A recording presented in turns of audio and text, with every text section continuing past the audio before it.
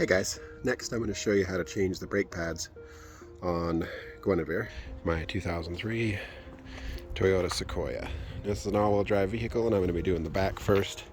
So I did put some boards under the front wheels. It is in park, but I just want to make sure it's not going to roll. If you have some official wheel shocks, I would suggest using those. But we're just going to jack up the back and get going here. And I usually just lift right on the differential there.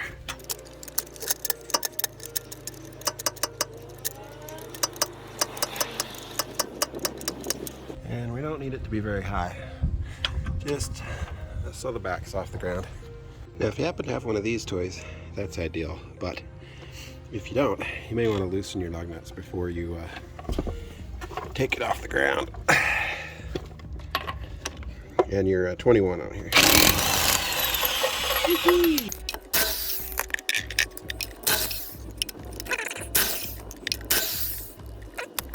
Alright, and here you have your hub with the wheel removed. Now there's 4 bolts that are important and they're size 17 millimeter. So this one, and then this one, and there's another one just like this on the bottom down here, right there. And those two take the whole caliper off, this guy, which is what you're going to need to take off. Now, if you don't, I would recommend getting a piece of baling wire ready.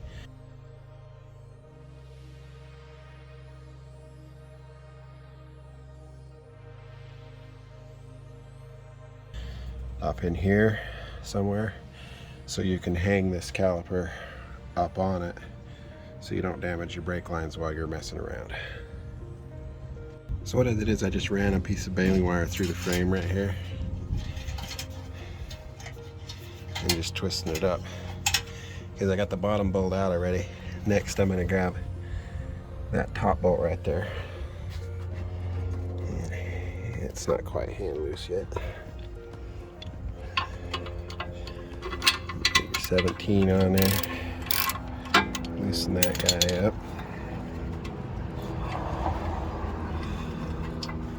Now I'm gonna turn the phone off because I need both hands, but then you can just pull this off. It can be a little tight, but pull that off.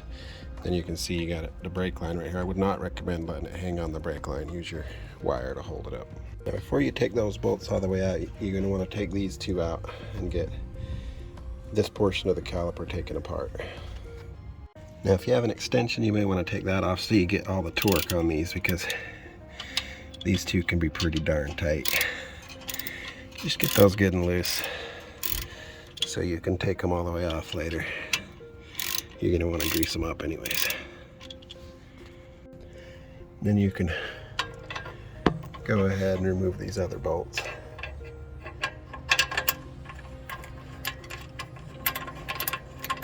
I already knocked them loose, so you can see I got my caliper hung up there by the wire, and you want to hang it by this bigger portion, not this portion, because these two come apart, and this is the part you want to have hanging up. So you want to take out these 2 bolts, one down there and this one right here. Careful of this rubber seal so you don't hurt it. Take those bolts out, and that's going to release the front part of this caliper from the back. Okay, after you get those 2 bolts out, then this hunk of metal comes off with the brake pads, and you can see mine are just about all the way gone. And you're going to want to clean these up and grease them before you put them on. Now this is the plunger right here, and you want to push it back, and you may need to get a big pair of pliers on there. And one trick is to get this brake pad off, or this one, doesn't really matter. Put it on there and then use the big water pump pliers to push that plunger back. This is your brake master cylinder, and as you push that back, it's going to force liquid back into here. So if you just loosen this cap and leave it kind of sitting there, so you don't want dust getting in there, but just loosen it up, and that'll make it easier to push that plunger back, because it's going to force the liquid back in here, brake fluid. And again, that's why you don't ever want to add fluid into here to overfill it, because as that plunger pushes back, it pushes fluid back in here, and you don't want to ever overfill this and cause your lines to explode or anything crazy like that. Okay, now pay attention to the way these brakes are oriented. They kind of all slant the same.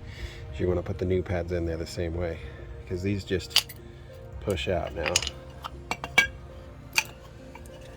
There you go. Okay, now I said big water pump pliers. What I meant is big C-clamp. So you can put this on there like that, hook the clamp up, and then just squeeze the clamp to push that back, and it'll compress that plunger back in there. And you see I got my C-clamp on there, and I'm just gonna twist this.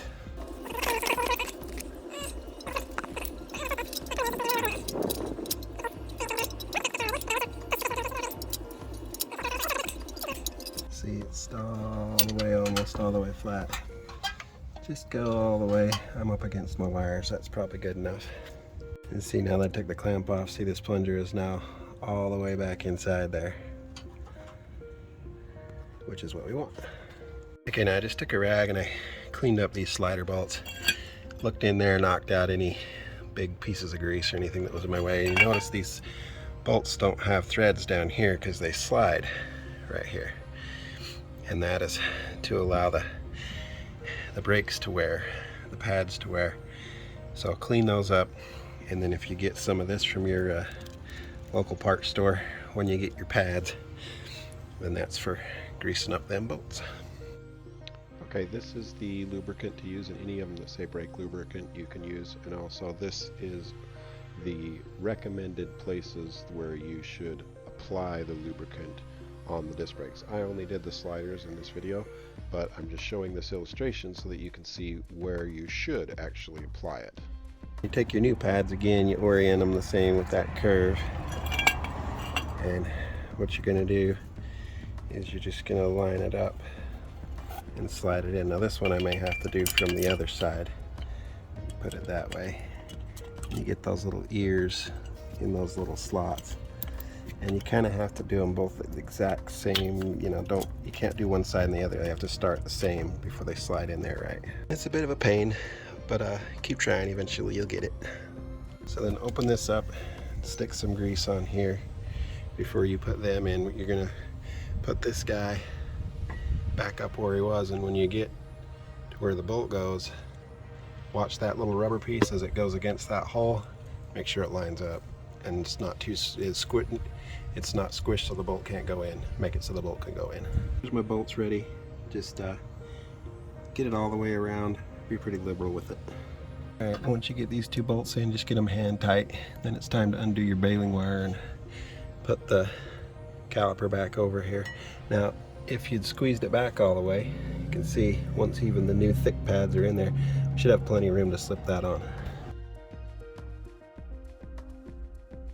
Okay, so that slid back on nice and easy because I had the plunger all the way. And then you can tighten your bolts up, and then if you have a grease gun, I highly recommend giving the old plunger some grease. And make sure you come repeat the same process on the other side. You never want to do just one side. And you may want to take your rotors in and have them turned so this is nice and smooth and the pads wear down better. Because if you have grooves like this, once you put new pads on, those grooves get more and more pronounced. Now I'm probably going to replace these rotors next time, so I don't really care to turn them this time, but you may want to take these in and get them turned because that's cheaper than buying new rotors. New rotors are about $100 a piece. I think getting them turned is right around 50 bucks. So price of one rotor you could have both of them turned, or double that, you could have new rotors. Up to you. You gotta put your tire back on.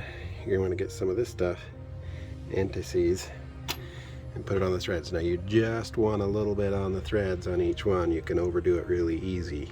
So just a little on just the threads, not the end of the bolt, not anywhere else, just the threads. And then you go ahead and put your tire on, torque it up. Now if you have one of those power tools, don't use it to put it back on. Do it by hand. Don't be lazy, don't ruin stuff. You get them way too tight with that guy. Just get these nice and tight, and then let the wheel down and use your torque wrench, get them the right setting. Okay, got both the wheels back on after getting the brakes on and new pads. Now it's time to let this down. Nice and easy.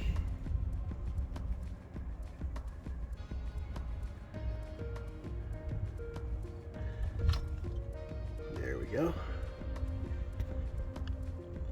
Once it's down on the ground, you want to torque it. I have one of these digital torque guides, and Toyota recommends 97 foot-pounds. So you go to 70, 80, and it'll start beeping when you get close. You gotta watch it. 93, new 45. Right there. You should get all of them the same tight.